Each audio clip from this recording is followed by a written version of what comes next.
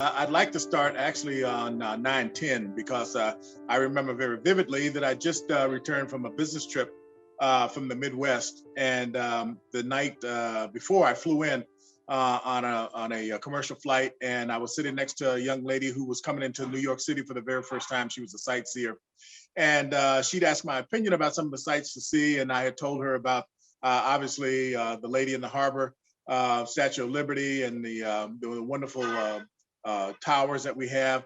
And ironically, some of the things that I mentioned to her were the very focus of the attack. So I went home, and the next morning I decided I'd sleep in because I'd gotten in late. And my wife Diane woke me up, and she said, "Honey," she says, "there's something happened in New York City. The Twin Towers, plane flew into the Twin Tower." And at that time, it was only one plane. And as I woke and got to the television, just at that time, as a second plane flew into the second tower. Needless to say, like all Americans at that point in time, we were gripped to our television for the next, several hours, if not days. And it had, just the atrocity of that horror, it still affects people who were close to it. And what I didn't know at the time is that I had a coworker where I was working at the time at the Mutual of New York, who had a son who was in the tower right at the point of impact. And to add to that, there was a young man from our town in Ringwood, New Jersey, who was a very good friend of my son's growing up. And he was like one of my fourth sons. He was a proud member of the family who was also in the tower at that time, which I found out later. And so I had an immediate impact, personal impact upon me, not just the atrocity of the event itself, but that it had taken some lives of some very special people that was near and dear to my heart. And at that point in time, it began to gnaw at me that this happened on American soil. It happened in New York City, of which I was based at the time. And I had been the recipient, as a former professional athlete, a former New York Giant, I've been the recipient of so much adulation and so much recognition as a member of the New York Football Giants, that it dawned on me that I had a responsibility and I had a conviction that I should do something to respond in kind, to show my appreciation and to show my thankfulness for having had such a storied life as an adult, that I wanted to be able to do something to call attention to what I felt was a very compelling cause. Growing up in Greenville, South Carolina, in the segregated South, I had a very, shall we say, it was a very difficult childhood. And I always had this wanderlust that I wanted to be able to see the America that I saw on television as a young kid, the Harriet, Father Knows Best, and all of those kind of things. I wanted to see that kind of America because it wasn't what I was exposed to in the segregated South. And so I always had this desire to see America up close and personal. And you say, well, George, what does that have to do with 9/11? Well, I think that the two dovetailed perfectly at the time. I wanted to be able to call attention to the fact that so many heroes of 9/11, first responders and all the medical techs and law enforcement who had responded, had been exposed to a lot of debris down at the World Trade Center. And as a result, they were getting illnesses, they were getting sick, and many of them were over a period of time were dying. And I felt as an American celebrity from New York that I could call attention to their plight. And so I went to some very influential friends of mine at the time. And I asked them, I don't want to do another golf outing. I don't want to do another, fundraising dinner, because those, although good and very meaningful, I wanted to do something more significant that was commensurate with the event itself. And so I was talking to a very dear friend of mine by the name of Lee Reeves, and I told him about my desire to see America up close and personal. And I said, Lee, what if I, at that time, it wasn't a we, it was just me, singular. What if I walked across America and I linked 9/11 with it as a fundraiser? And he thought for a moment. He said, what do you mean walk across America? How are you going to walk across America? I said, well, simple, walk across America. He thought the idea was too enormous. but he thought that it had some merit. And so at that point in time, I said to myself, George Martin, as a former professional athlete, has been called upon to call attention to so many causes throughout my entire career. What if I, in return, ask those individuals to support my idea for raising funds for these heroes? And so I began to do that. I began to talk to every individual that I could think of, Shelley, and it was an extensive list. And without fail, every one of them, I mean, we're talking hundreds of people, every one of them except one said yes. To me, that was an omen. And I began at that point, and I was so motivated and inspired by that, I began to put the pieces together as to how I could do this epic fundraiser. And I was talking to the gentleman who I was working with at the time by the name of Dave Jurist, who is a central figure in the New York area because he heads up the Tomorrow's Children's Fund.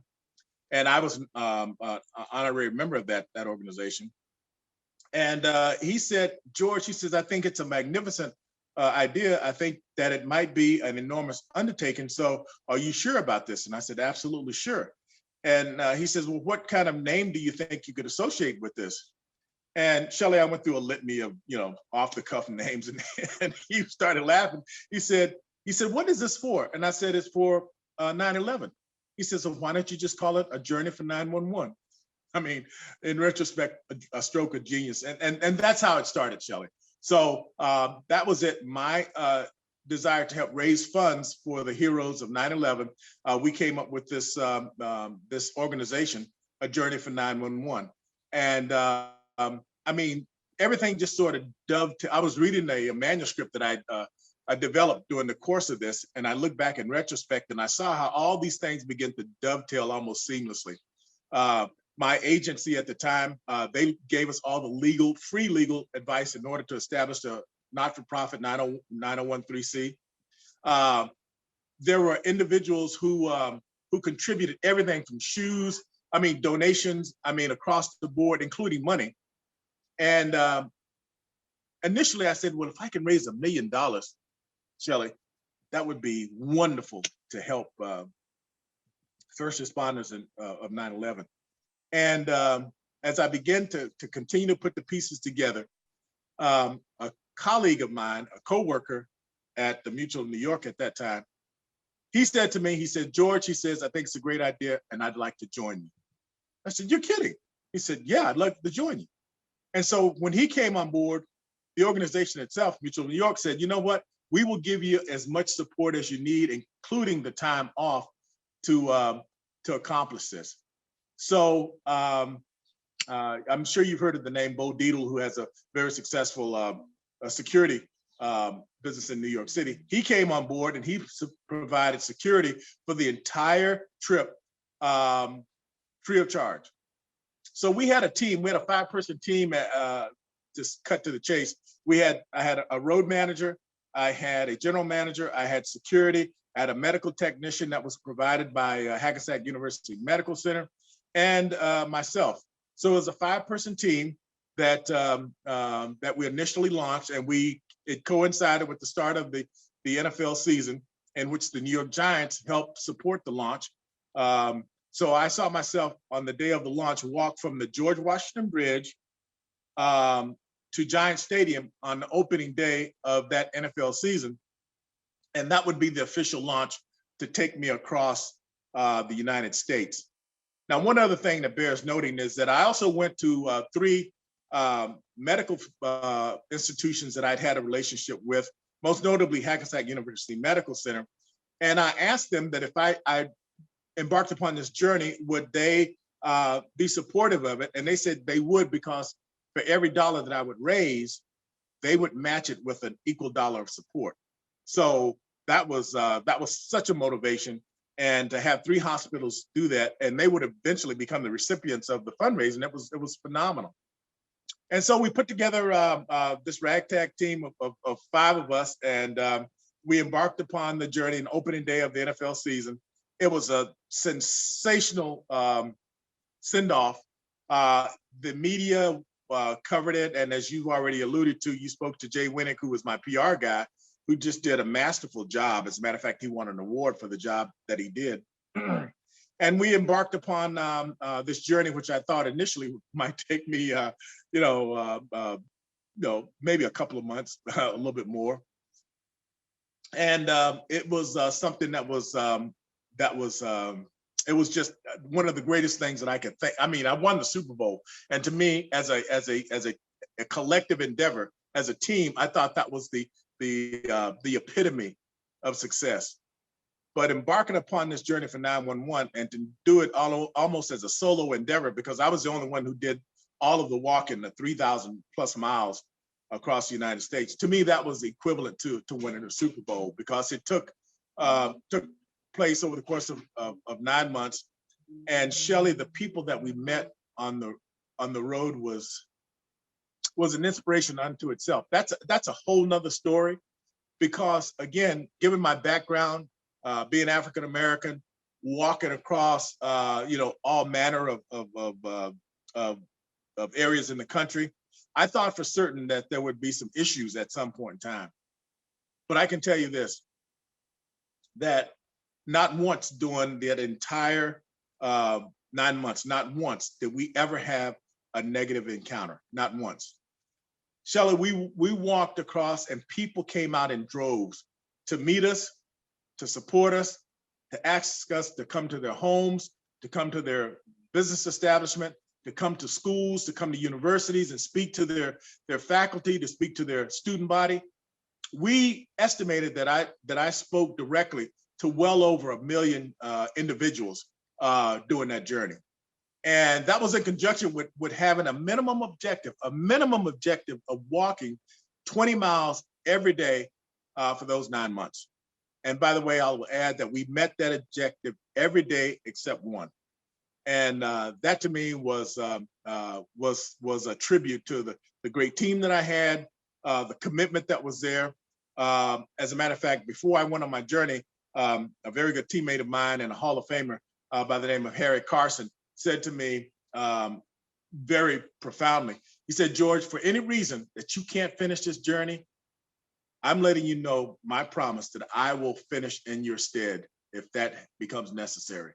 So, I mean, it was like the stars all aligned in my life to make this a success for one time. And I got to tell you, just some of the stories, I hope I don't bore you to death.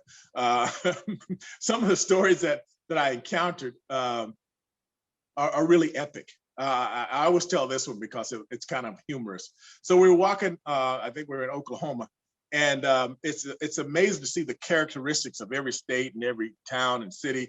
And in Oklahoma, it's always ubiquitous to see these camouflage trucks with the gun racks in the back and these guns. And we were a little bit apprehensive, and that's why I had security there for whatever reason. So one day we were walking, and this pickup truck came up behind us. And again, it had the gun in the back and the gun rack and everything. And so we were accustomed to having people stop us out on the road. So that wasn't anything unusual. So so I told the guys, hold up, we've got someone who's coming up behind us. And out steps this guy. And I'm 6'5", I'm 270 pounds at the time. And out steps this guy who's about 6'8", and he's about a biscuit away from 300 pounds. I mean, just this enormous guy. And he's got the bib overalls. He's got the hat that he looked like he's been wearing since birth. He's got the beard. He's a typical, a local establishment guy. And he gets out the truck and he starts walking toward us. And I said to my team, I said, hey guys, hold up. I'll diffuse the situation, whatever it is, I'll take care of it. So I walk over to the guy, and I think that I'm being diplomatic, and I extend my hand to him and I said, hello, sir, I'm George Martin from the New York Giants. And he smacks my hand away. And at that point in time, I near soiled myself because this guy was huge. And he comes up to me, Shelley, and he picks me up off the ground and he says, I don't want a handshake, I want a hug.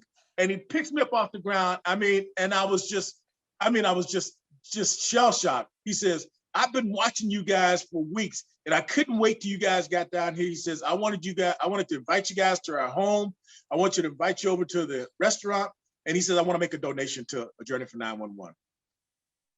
It almost brings me to tears to this day. I mean, it was just so compelling. And there were stories like that that happened singularly each and every day. There were scores of young students that would come out in the cars, and there would be just throngs of them come out. They pull in front of us and they say, Mr. Martin, can we have your autograph? And I'm thinking perhaps they were forming some mischief, but they were out just to help support the cause and to meet me. And one of the more touching scenes was one day when we were out riding, an elderly lady, midlife lady, pulled us over. And I'd had printed up some photographs that I would give as autographs under those circumstances. So she pulled in front of us and she got out of the car and she had a little child with her. So I told my team, I said, hey guys, bring me up some autographed pictures because we've got a little kid here. So we want to make sure that we give them a souvenir. So I walked over to the lady, assuming that she was the mother of the child. And I said, hello, ma'am, how are you? I'm George Martin. She says, yes, I know. She said, Mr. Martin, I apologize. I don't want to hold you up. I don't want to stop you. And I said, it's okay. We're accustomed to that. And I said, I'll be glad to give you an autograph. She said, oh, no. She says, we didn't come out here for an autograph. And I said, you didn't? She says, no, Mr. Martin. She says, this is my grandchild. And I just wanted her to see what an American hero looked like. And I wanted her to meet you. And you could have bought me for a nickel at that point in time. I mean, I was just totally, it was just, and she then reached into her pocket. And I could see that she wasn't a woman of means. And she made a financial contribution to the journey. And my first reaction was, I don't want to take her money because, I don't want to, create a financial situation for us. And my road manager, Mr. Lee Reeves, grabbed my arm. And we were so close, he knew what I was going to do. He said, George, he says, you can't turn down the donation. He says, she's giving that from her heart. And that's something that she wants to set an example for her grandchild that will live forever. And he was absolutely right. So I reluctantly accepted the donation, but she wanted to teach her child something about heroism. And she wanted to make a statement that she was willing to give, though small it was a mighty lesson that she taught her grandchild. How much in all did you raise through a journey for 9/11? We raised in cash over $3 million for a journey for 911. So I kind of exceeded my goal. And when you add that to the matching gifts, that's a total of $6 million that went toward the first responders of 9/11. And that to me is not the biggest story. The biggest story are the throngs of heroes that I met out on the road who gave and gave and gave. As a matter of fact, Shelley, some of those relationships, almost 13 years later, still exist. And I'll give you one example. We were going through New Mexico, and what would happen customarily on some occasions is that when we entered into a particular city limits, they would send out a policeman, fire truck, or something like that to help escort us through their jurisdiction. And it was a means of support. And we'd become accustomed to that on some occasions. And one day, a patrol officer came out and he was very excited. And he says, hello, Mr. Martin. He said, I want to be able to provide an escort for you through my jurisdiction here in town. He says, we've really been looking forward to it and we're very excited about it. And I said, oh, great. Well, we really, and I said, you're welcome to come out and join me. And a lot of people would get out of their cars and they'd walk with us. So anyway, we walked through the jurisdiction and it was a wonderful time. We met some of the townspeople, which again was our custom, some of the dignitaries, the mayors, some of the people of town council, some of the people who had businesses. And many times they'd invite us to come to their establishments and eat or to present us with a token of their appreciation. So we did that. And as we were leaving the jurisdiction, this officer said to me, he says, I'm going to call ahead because I want my neighboring town to provide a similar service for you when you walk through there. And I said, oh, great, that would be perfect. So anyway, he calls ahead and he speaks to the captain or whoever it was in the next jurisdiction. He says, hey, listen, George Martin's coming through the fundraiser for 9/11. He says, we gave him an escort through. He says, I'd like for you to be able to provide an escort for him as he goes through your town. And the gentleman on the other side said, absolutely not. And Shelley, this officer went ballistic. He absolutely unloaded on this guy. I mean, we were watching it in wonderful horror as he said, do you realize what this is? And he reeled off a litany of reasons why this should be appropriate. And the guy on the other end was unfazed by it. So that officer, against all odds and against protocol, provided an escort through the neighboring town. He was that committed to it. And I will never forget that. And to this day, we are still friends. We communicate regularly by email, and he's now since then retired. We have a relationship where we communicate and we interact. And I will never forget that guy. He's just a wonderful, wonderful, dedicated American citizen who understands the importance of what real patriotism is all about. That $6 million you raised, where did it go exactly? That's a lot of money. It's a lot of money, but what we did is we divided it into 3 tranches. So it was actually $3 million divided up among 3 hospitals that would then have matching gifts for it. So we gave $1 million to Hackensack University Medical Center. We gave one to Long Island Jewish, and forgive me, I forget where the third one went, but those $3 million were divided up among the 3 hospitals, and they then provided medical care for first responders and those people who were active down at the tragedy. Because you did this walk in what year? This was, no, Shelley, you're really testing me now. So it was about 2011, I think, somewhere around there. I think it was 2008 to 2009. I think that's what it was, if I'm not mistaken. I sometimes get it confused. But what people don't realize is you did this walk and raised this money because at the time, the government was not providing for the health care of these heroes who now we have either lost to 9/11 illnesses or the ones who have survived, who work that pile for those months, they're waiting for cancer. They don't wonder if they're going to get cancer. They're wondering when they're going to get cancer. So George did this walk. It not only raised money to provide for the healthcare, but it raised awareness that helped really pass the law that then provided for these first responders and the 9/11 community. Because at first we just thought the 9/11 first responders were the only ones ailing, but no, it was a week after 9/11, the EPA said the air was safe. People went back to their homes, they went back to their schools, they went back to their jobs, they went back to their lives, and 400,000 people today are at risk or don't realize that their cancers of the last 19 years were caused by 9/11. It just never ends, George. But you raised awareness, and you were the one who got me involved because I felt the way you did of how dare we turn our backs on these hero first responders? We've got to take care of them. And I joined your local march because Yes. months later, we did a walk to Giant Stadium. Only time I got to be on the field of Giant Stadium. Lucky you. I know, lucky me. I was, and that is where I met John Field. Mm-hmm. Was instrumental in getting all of this passed all over the years. And so I thank you, George Martin.